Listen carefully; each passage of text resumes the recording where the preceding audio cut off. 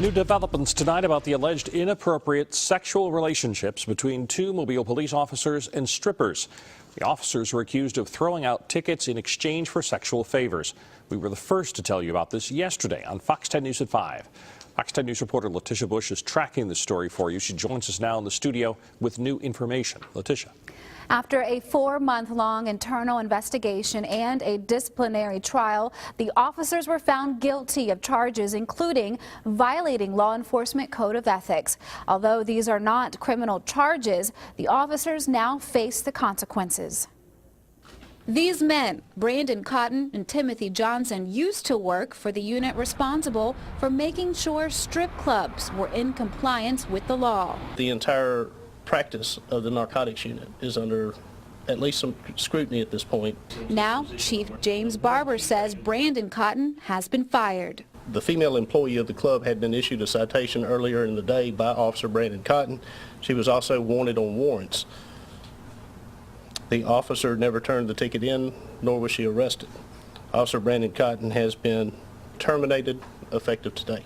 The chief says Cotton returned to the club while off duty and engaged in inappropriate sexual conduct with an employee in exchange for not enforcing the law. Timothy Johnson's salary has been suspended for 6 weeks without pay. He was found guilty of being unduly influenced by the employees of the club after he returned there, and in doing so, he failed to turn the 3 citations in.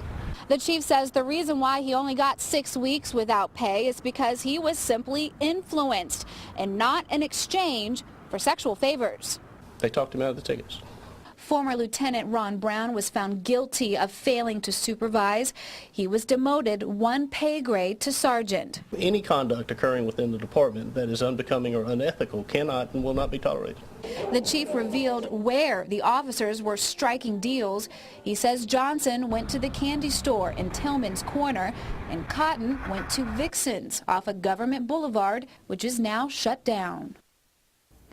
Chief Barber also says a University of South Alabama officer was also tied into the case. The university will not tell us his identity, but we have learned he no longer works at the USAPD.